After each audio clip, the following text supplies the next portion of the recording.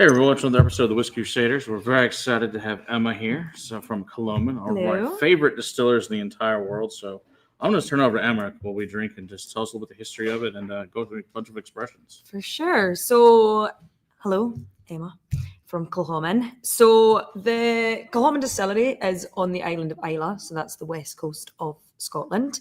Islay in general is famous for a really specific style of whiskies, and that's peated whiskies.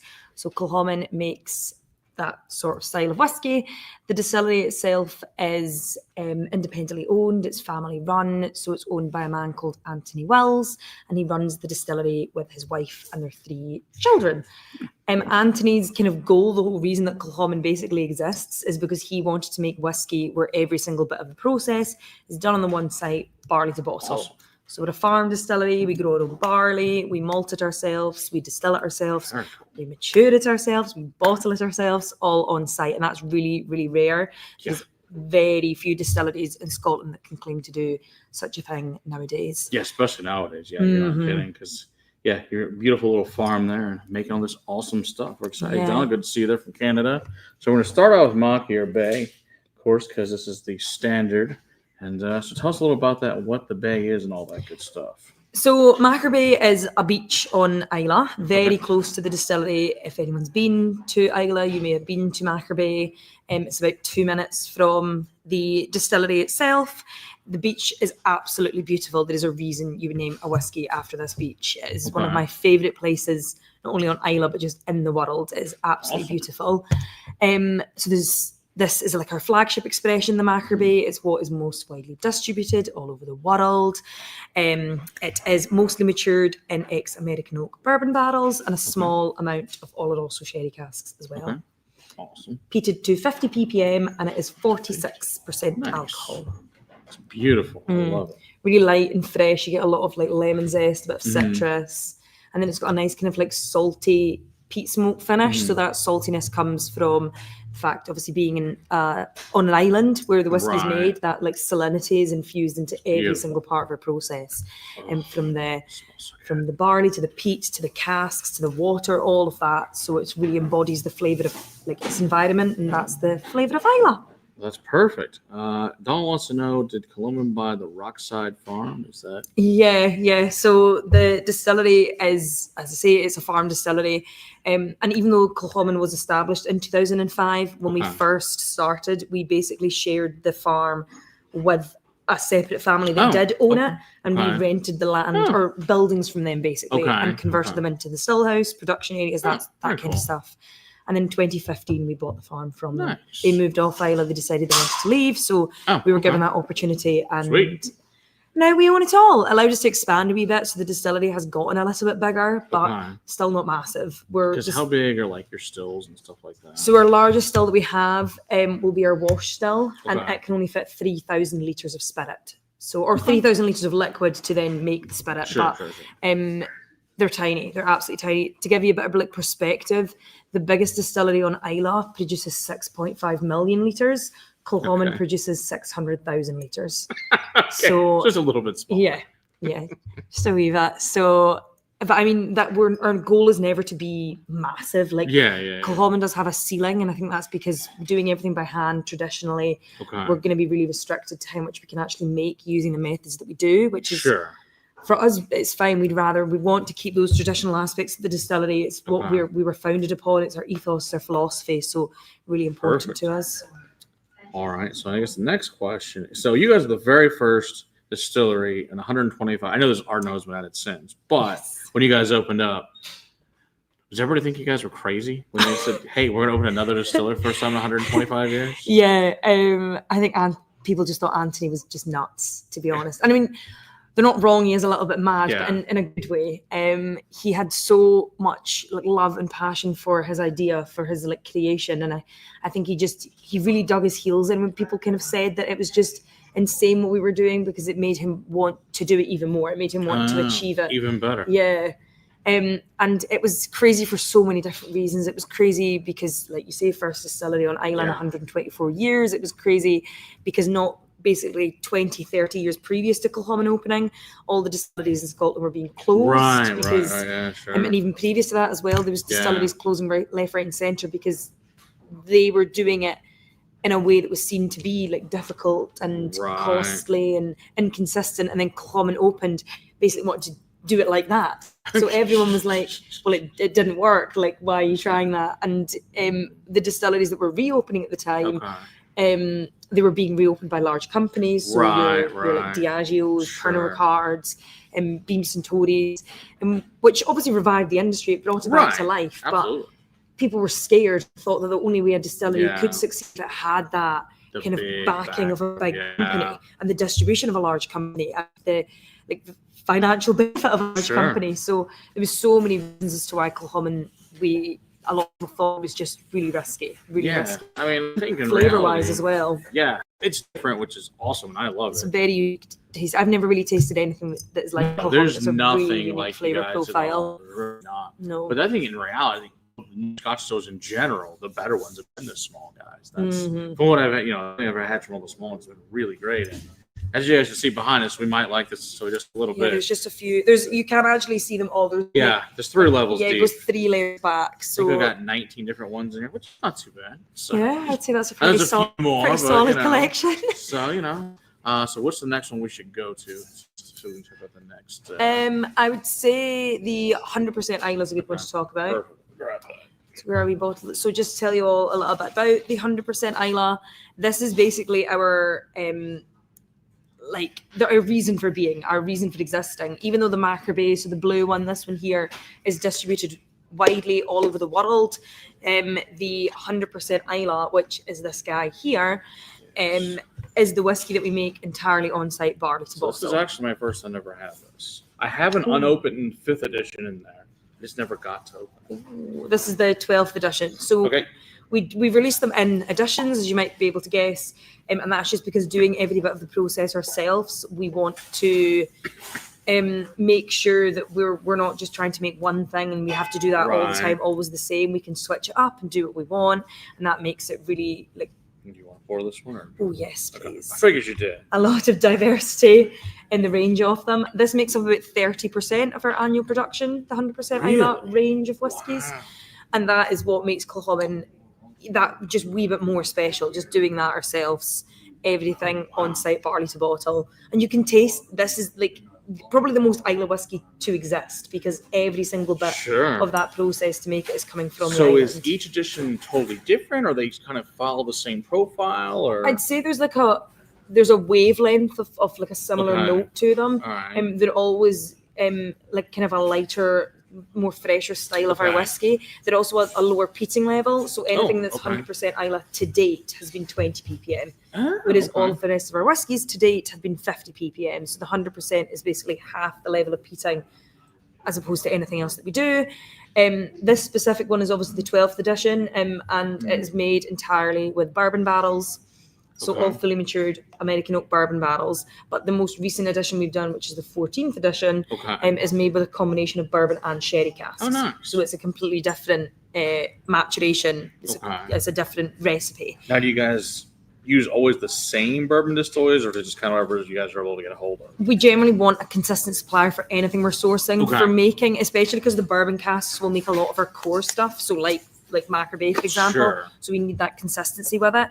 So anything to date that we've done so far has been made with Buffalo Trace bourbon barrels. Oh, very cool. So anything you see from Kilchoman released from day one to now is all Buffalo Trace. That'll change in the next few years just because Buffalo Trace are no longer supplying like third parties with casks.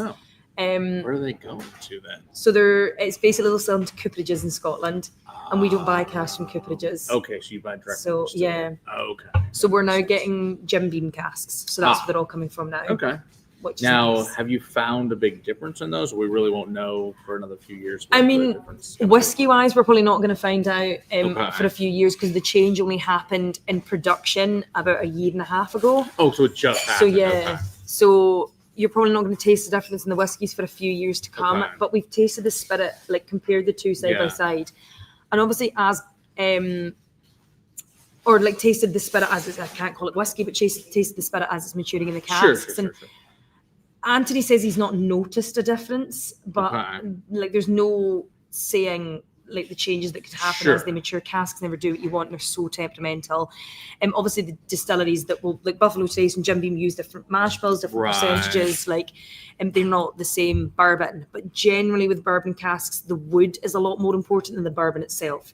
So it's to do with the quality of like the actual oak, as opposed to what bourbon it was. Whereas with something like a sherry cask, the actual what the sherry is really, really important. And if you change supplier, you will taste the difference. Whereas with bourbon, not so much. It's not that it doesn't matter, but it just matters a wee bit less. Very cool. Donner Pattis wants to know, do you think you guys ever have a 10-year age stated 100% Islay barley? Age stated, maybe not, but we definitely, the most recent edition of 100% Islay that we've done has 10-year-old casks in it. And the oldest cask that went into this one here, the 12th edition, were 10 years old. So we've done it's in there. Yeah, we just don't. We don't want it to be like its defining factor. Because you want to be able to play with it. So Exactly. It makes sense, We don't want to be tied down to that number, and we don't want people to like define the quality of the whiskey by its age. I feel the whiskey industry is moving away from that, or the Scotch whiskey industry is moving away from that. And I think Kilchoman was a big catalyst of that. We were one of the very few distilleries at the time to do non-age statements. That's a good point. I mean, some of them had just like 4 years old, and it's unbelievably good. So I think it's more, it would just be like the perception of what other people view as something of a decent quality is where the age thing comes into play. Like young whiskies are delicious and can be made incredibly well, but I think people like to see that number because it means something to like them as someone who drinks it. But really, like taste, it's not going to. It's so many different things go into making the flavor profile of a whiskey. It's not necessarily just the age that are going to make it good or bad. I never say never, but there's no plan to. Next question on our says, with Diageo announcing they will no longer sell Port Ellen malt outside distilleries, will you lose that source of malt? Yes. So where are you guys going to get it? Or just from the farm? So there's kind of, we're doing two things at the moment. Obviously, it was not up to us that we couldn't get barley from Malts and Port Ellen. They told us, so it was no longer it was out of our hands. So for the last, it's been about a year or so since that happened, since we got our last batch from them. So during this time, we've been getting our barley from a malting company on the mainland. So up near like Inverness in Scotland. We send them our peat, so it's still Islay peat sent to the mainland. So it's not going to lose that flavour. And we actually are in the process of building an additional malt floor at the distillery. Very cool. So right now we just have the one malting floor that does all of our own barley, and that's, as I say, 30% of our annual production. It makes all the 100% Islay. It's a lot. And then at the end of this year, we're going to start building an additional malt floor. We'll still have to buy in the barley, but it will be unmalted barley. And we'll malt everything ourselves. Very cool. So we won't have to outsource any malted barley. We'll still have to outsource unmalted barley because we don't have the space in the farm to grow everything. But we'll be able to do everything malted ourselves. But using the one on the mainland just now is fine. If anything, we get more like continuity because we know, like, they can tell us exactly where that barley comes from. They can give us the fields, the farmers, we have traceability with it. Whereas with the Diageo maltings, you don't, because it's it's just Diageo. It's huge. It's a big bag. So we didn't really have any traceability of where it came from. Whereas now we know, and it's a lot kind of closer to home than what it was before. So Awesome. You want to switch over to the Fino? The Fino. All right. All the sherries, sherry. So people don't know what Fino sherry is. Well, can you tell them a little bit? What's between that, like an Oloroso and a PX and all that good stuff? So, generally in the whiskey industry, Oloroso sherry is the most typically and commonly used type of sherry. A second. It's very important. We gotta make sure it's clean, right? Of course. So, generally, it's Oloroso sherry that we use in the industry. If someone tells you it's a sherry cask, 9 times out of 10, it's probably going to be Oloroso sherry. There's other types of sherry that you can use, and distilleries do. There's PX sherry, so Pedro Jimenez sherry. There's Palo Cortado sherry. There's Manzanilla sherry. There's various other kinds, and there's also Fino sherry. Fino tends to be like the driest of the sherries. So it's not. It's made in a very different way to all those other sherries. So it's a completely kind of different process to make Fino sherry comparison to like your PX, your Oloroso, your like Palo Cortado. So Fino sherry, it's don't think of it like sherry. It's not sweet. It's kind of bitter, and like quite like fresh. So especially with a whiskey like this, it doesn't present the way that you might think Fino sherry or sherry, sorry, would taste. Like even to look at, just to show you, it's like lighter. It's really light, so it doesn't look like a sherry matured whiskey, but to taste, you'll get like a note, like there's kind of a nod to sherry. But like for me, it's more of like a fresh fruit, kind of nutty taste. You get a lot of the wood, so you're really tasting a lot of that like European oak. And because the sherry is a bit lighter, like the sherry itself, you get a lot more of the wood influence coming through in those casks, as opposed to using another kind of sherry, which generally you get lots of like kind of rich sherry notes. Those like really kind of heavy, fruity, oily tastes, the spices that you get with sherry matured whiskey. This doesn't have that. But it is really just. Oh, and it's much more ashy too. Very dry, yeah. Interesting. And the peat presents really differently as well. It's more like a tobacco cigar smoke as opposed to like an earthy, oily campfire smoke.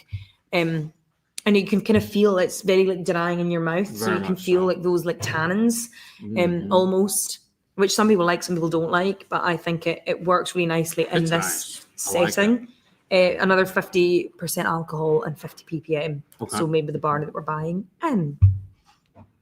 Now, these are what special release? Are these on release every so many years, right? The Finos. But yeah, there's kind of no like consistency to them. Like if we do one, we do it. If we don't, because it's we ready, don't. it's ready type thing. So like there's no like time frame of like, oh, we'll do one every 3 years or every 4 years. It's just like if they taste good, they get released. Anthony tends to buy lots of experimental casks and use them as and when he feels they are ready.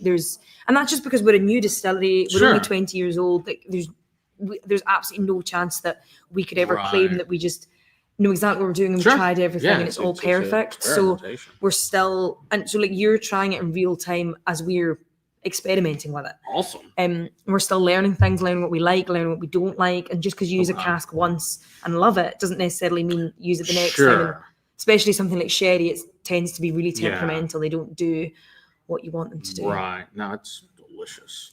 So will there ever be a Kilchoman Madeira range as part of the core range? I don't know if part of the core range. To be fair, personally, I would love there to be. I absolutely love Kilchoman and Madeira casks. It's one of my favourites, my happy place. Absolutely. I don't know about part of like a core range. Madeira casks are a wee bit harder to get your hands on. They're again slightly less consistent, so it would be difficult to make them for us as a core expression. Right.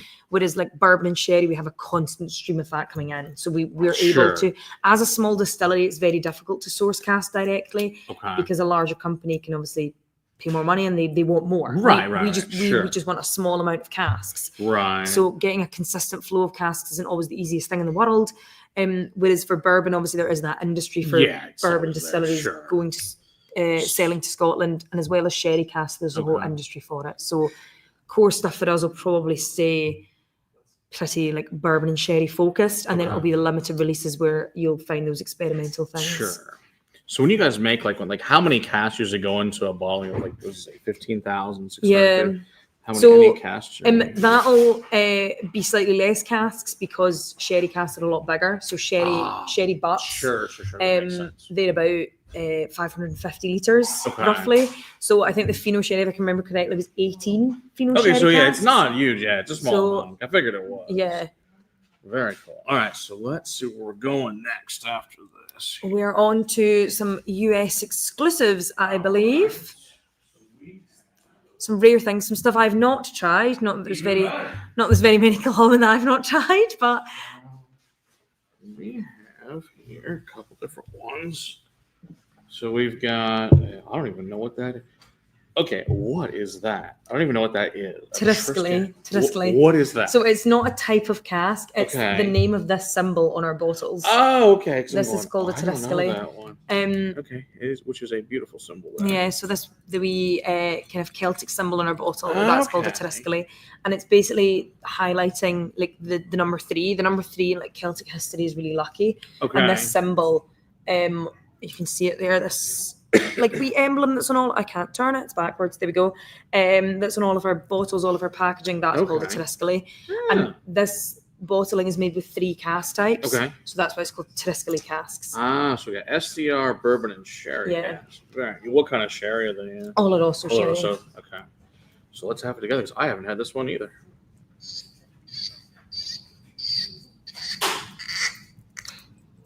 That's a really good pop. Very satisfying. Absolutely. So yeah, as I say, I've not tried any of these ones. So Perfect. this Same two them together. is a Specs exclusive, so only available in Specs stores. And there was just over 2,000 bottles off it made. Oh, jeez. All right. So it's a really, super really limited. edition. And the 3 cask types that it was made with, so 3 casks married together, a bourbon cask, an Oloroso sherry cask, and an STR cask. Okay. STR casks are casks that it stands for something, so it means shaved, toasted, and recharged. Okay. So you shave off the inner layer of the cask and it reveals the fresher wood underneath. You then toast the inside of that cask with wood chips, you set them alight, and it brings all the like vanillins to the surface, so it like caramelizes the oak, gives you a nice like kind of sweet toffee note, and then you rechar the entirety of the inside of that cask for roughly about 2 to 2.5 minutes, so it'll reach like a level 3-ish, which is quite high. But it brings in all that body and all that depth again. We done it with red wine casks. That sounds fun. To be specific, Portuguese red wine. So not port, but red wine from Portugal. Okay.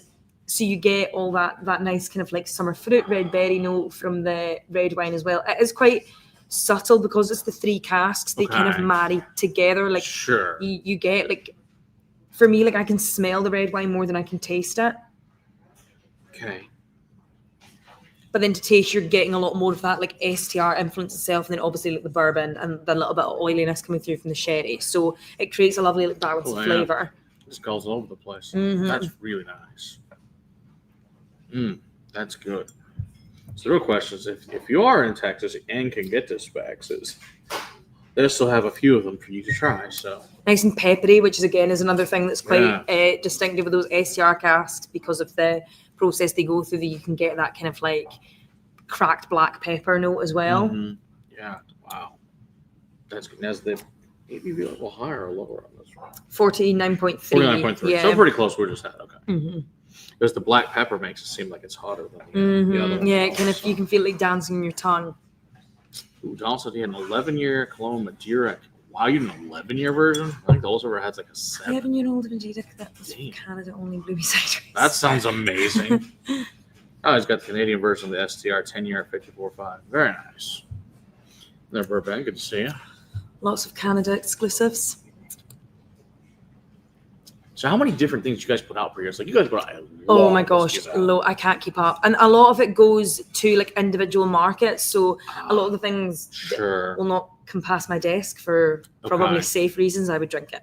So but that's what I quite like about getting to travel and like, taste these things as well, because it's all the interesting stuff that I'm like, oh, I've not had that.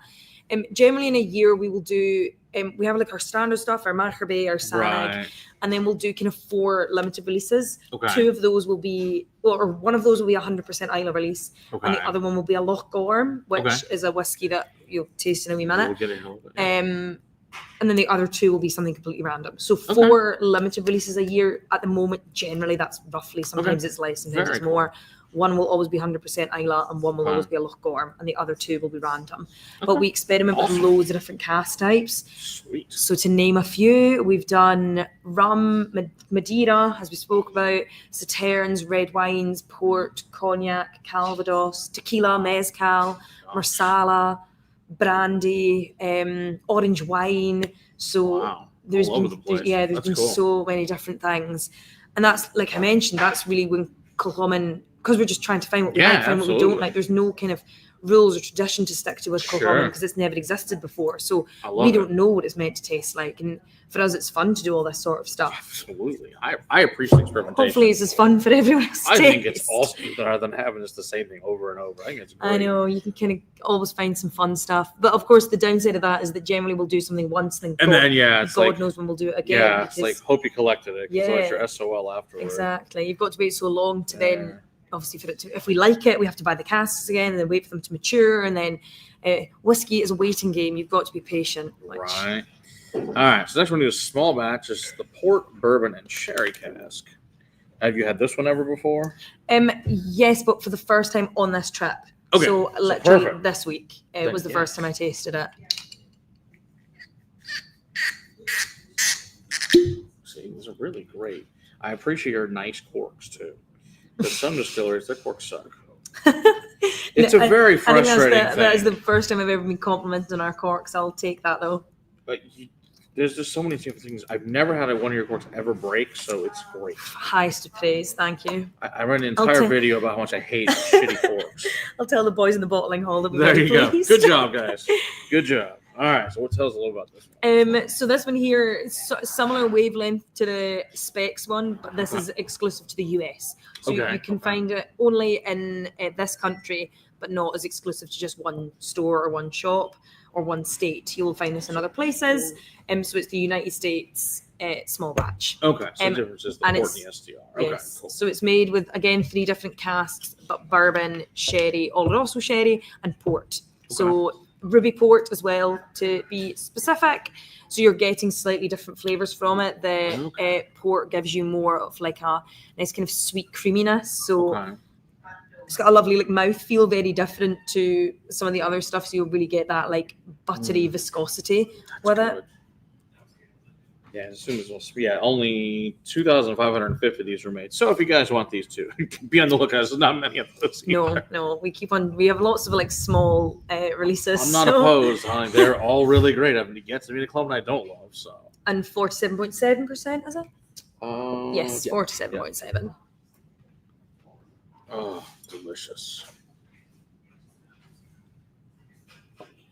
I like this one. I just think, but port with Kilchoman, I think works really nicely. Like, fortified, that whole like fortified wine family, like as we mentioned, Madeira, the sherries, the port, Marsala, like that, all that kind of family of flavor, I think just works really nicely. You've got things because you get the sweetness from these casks and the body and like the depth, the oiliness from them, and that seems to like marry quite well with our style of spirit, especially with the peated side of things as well. Oh, it's just so freaking good. It's scary.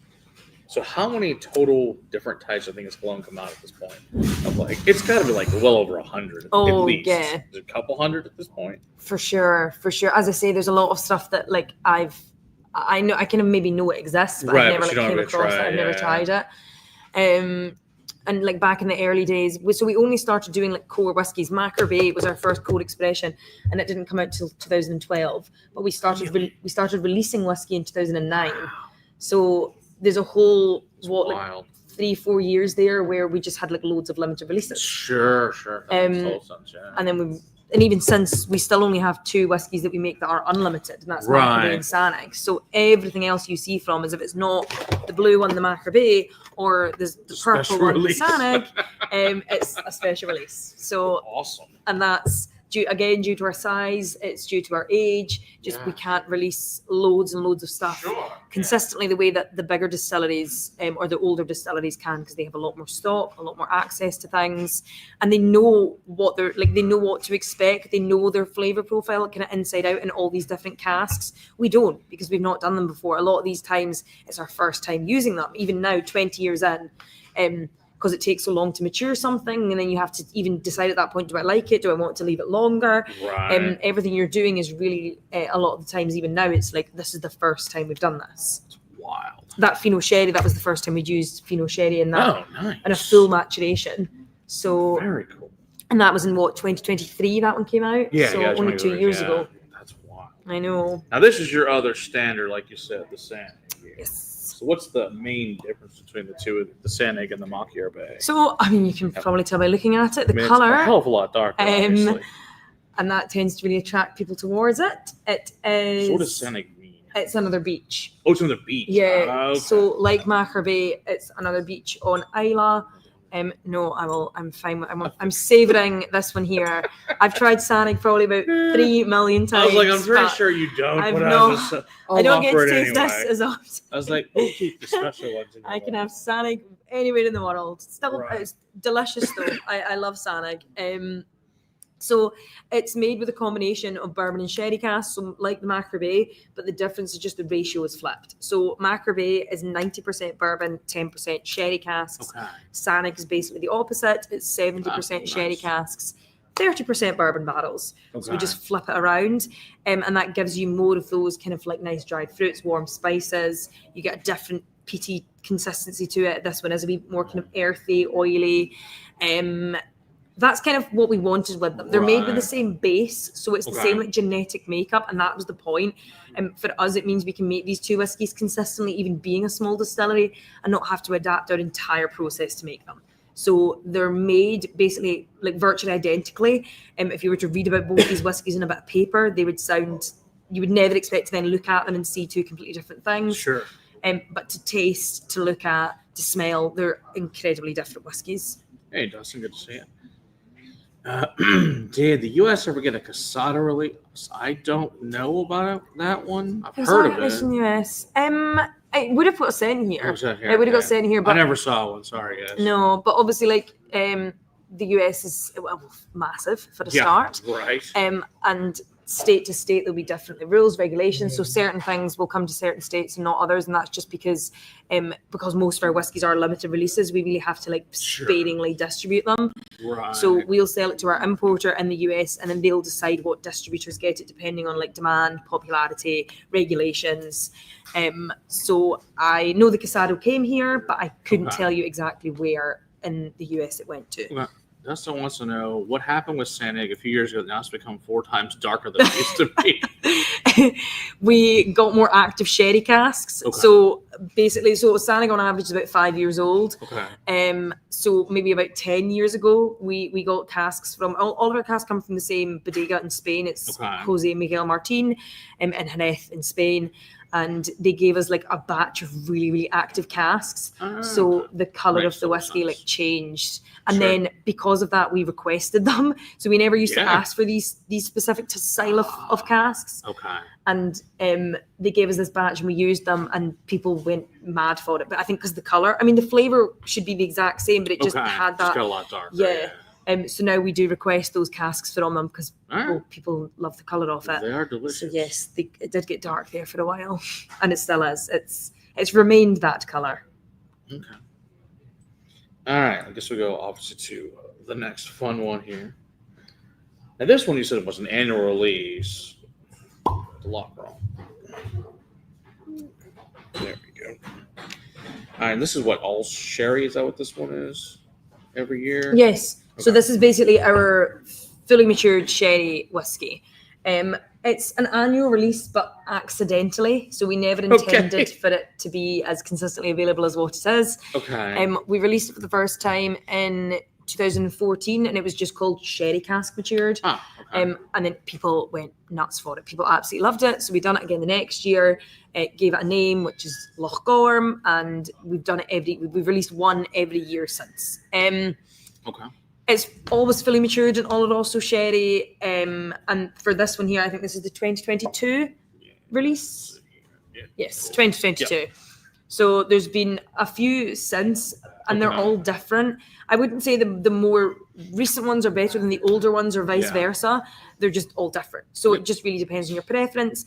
And we're not really changing the recipe. So unlike the 100% Islay, where we are deliberately like changing casks and age and things, with a Loch Gorm, we could keep the exact same recipe every single time, and it will change flavour just because of the inconsistency of sherry casks. Makes sense. So it's one reason why we could never unlimit to this whiskey. Even if, I mean, we don't want to, but even if we did, we couldn't. It's going to be different, And obviously, a lot of bigger distilleries get around that by adding in like color and caramel to make it look and taste the same every time. Right. We don't do that because we're trying to make a traditional product, and also because we are a smaller distillery, we have less access to, like, we don't have a wide range of sherry casks. So, whereas for a larger distillery, the probability that they're going to find casks that taste the same is far larger than it is for us. And we're very it would be so risky to try and do this consistently all the time and just expect to find the same flavor. It's probably not going to happen. Okay, that's fair. All right, I'm going to grab the other ones. What do we have left? Some more sherry. All the sherries. Another sherry. Another sherry and Nice to be. Yes. So So there's a couple more you got to grab from underneath the table too. So grab that one, and we'll talk about that. I'll grab the other two from underneath the table. So we've had Fino sherry, which, as I say, was a really dry, kind of bitter style of sherry. Right. We had Oloroso sherry, which is the most consistently used type of sherry. This here is, if we're going on the sherry scale, you've got Oloroso in the middle, you've got Fino at one end. We're going the complete opposite end, and you've got PX, or like Pedro Jimenez sherry. This one you want? And this is, yes, So I I thought do. you said you wanted this one. So. I do indeed. That was my favorite. Yeah, it's one of mine too. I love the PX. It's a full PX maturation, so it's fully matured in Pedro Jimenez casks. So it's not a finish, which again is really rare.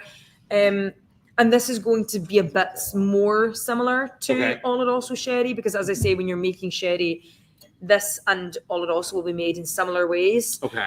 As opposed to Fino, which is just a completely different. They do that in a completely different way. Yeah. It was another limited release. We released it in 2023. It was about 23,000 bottles, which sounds like loads, but you're distributing that worldwide. Well, considering really something's at 2,000, 23,000 is enormous. I know. For us, this was one of our biggest limited releases, but it was incredibly popular. So I'm glad we were able to get so many bottles, because everyone loved it. And I think because it is that lovely, like, sweet Christmas cake, sultanas, raisins, lovely kind of warm spices, cinnamon, nutmeg. Oh, it's got a lovely, like, chocolatey, sweet, smoky finish. That is delicious. Yeah. Now, these are only released every so many years as well. So if you see one and you want a PX, you should buy it, because there's a good chance you're not going to see it again. Yeah, pretty much every time I see a new Kilchoman I don't have, it's like, we'll just buy that and that one and that one. Oh, good. And then everything that's here, I don't have it. Because it's a requirement, because it says Kilchoman. So. Yeah. And this one's lovely because it's sweet and smoky. It's sweet and smoky, but not like heavily smoky. The sweetness covers a lot of that up. For sure. But it's just delicious. So I know we're going rapid fire, guys, but we have a real event here, of course. This amazing live stream with Emma. We also, in about 25 minutes, have people showing up to do a live masterclass. So if you are in the DFW area and you still want to come down here, there's a handful of seats available if you do want to come down here and see us. So we're going to do it. It's a couple more that are underneath the table that are for later, but we'll let you guys on the stream see them. All the cool stuff. That's right. All the cool stuff.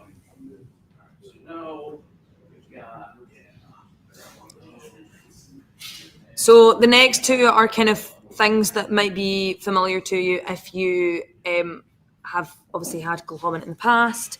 They're basically the cask strength versions of our code expressions. So we have a cask strength Machir Bay and a cask strength Sanaig. These, like, they maybe sound a lot more.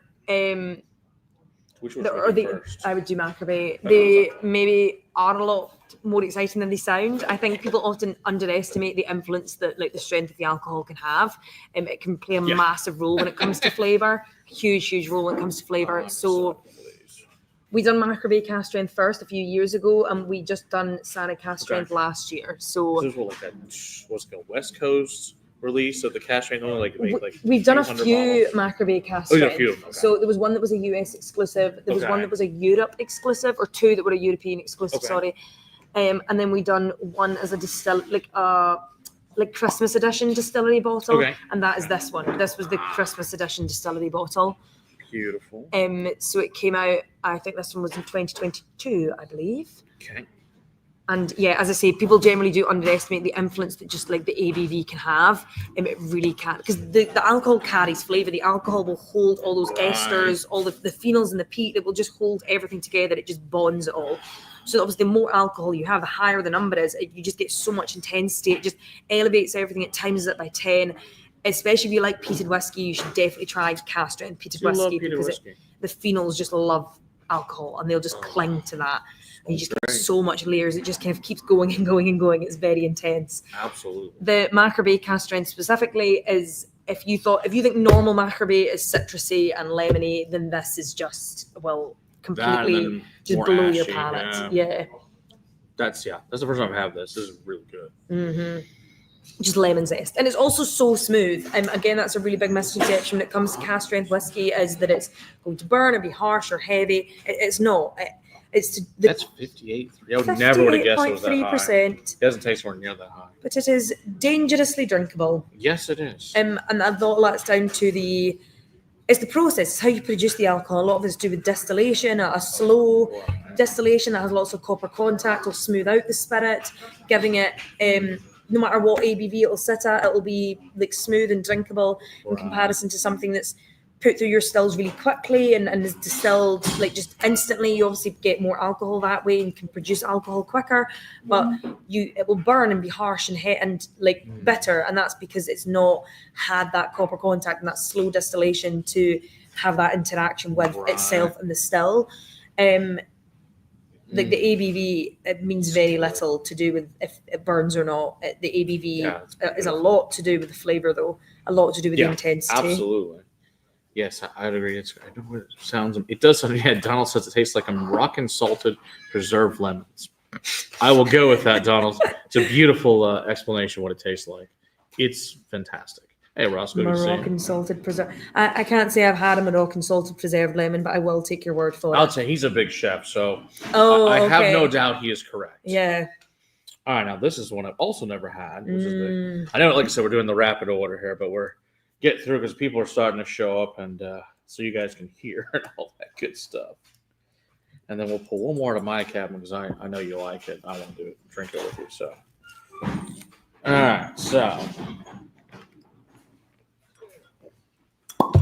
So this one here is same kind of story in the same breath as the way that I was talking about the Machir Bay cast strength. This does the same thing, different font. So it's Sanaig, which is our other core expression, but the cask strength version. This, as I said, came out end of last year. End of last year, because this is a new product. Okay. Yeah, and it was this one. Yes, please. Okay. And it was one of the first.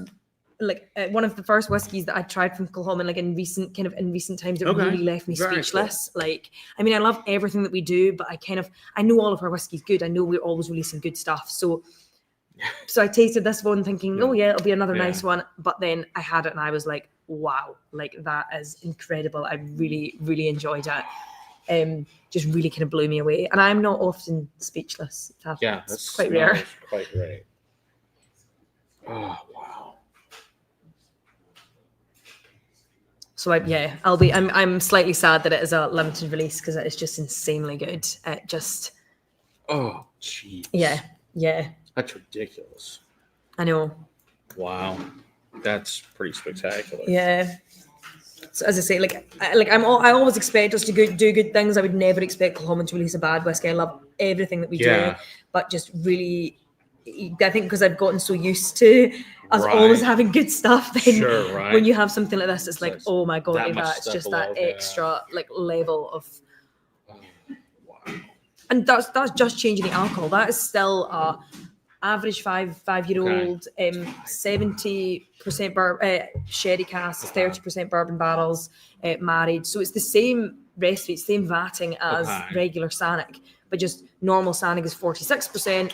This one here, cast strength, is 57.8. So you're basically 10% more alcohol than the regular version. Okay, awesome.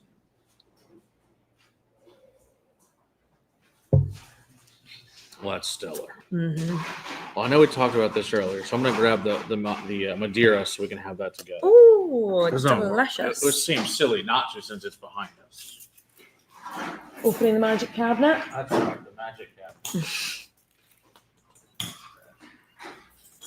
I'm going to grab the original one. So I was saying to Matt earlier on that this is one of my favourite Kilchomans that we've ever done. It was a whiskey that we came out with a few years ago, and it was a full maturation in Madeira casks. It was like drinking Christmas. It just tastes like Christmas cake. Oh, this is a beautiful thing. And the colour, I love the colour of it as well. It's like a lovely orangey. Yeah, it's great stuff. Yeah, this is my all-time favorite Kilchoman. So it's yours as well. We're going to drink this together because you don't get many opportunities to do this. I haven't tried this one in a while.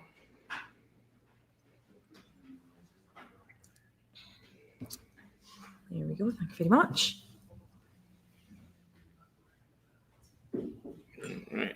Yeah. Thank you. So I'm very excited. Eric's like, give me some too. I know Eric also loved this one. Medina has a fan club. Absolutely. It's got a lovely like marzipan almond sweetness to it as well, which is just Yeah, because the first time I ever had a bunch of colognes, I was in the whiskey vault down in Austin. There was a fight over which was the better, this or the cask strength, the original quarter cask. oh cask yeah. strength. Oh, that one was very It's popular. I also remember very, that. very good. Yeah, that's in there too next. People still ask me about it. Do that again. Yes, do it again. It was delicious. Like orange peel. That's what, just like straight orange peel. Yeah. Just beautiful stuff.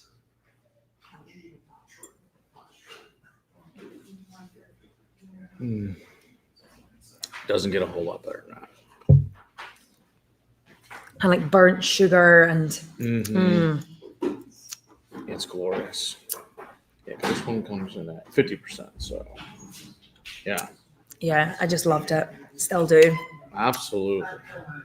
Well, since I know people are going to start be arriving here, say Yeah, I thank know, you very I've much got to you, and we will be a lot of having a tasting to beautiful do. glass here. I know. Yes. I'm excited. So, cheers. Cilantro. All right, and we will see you guys next week. Thanks. Cheers. Cheers.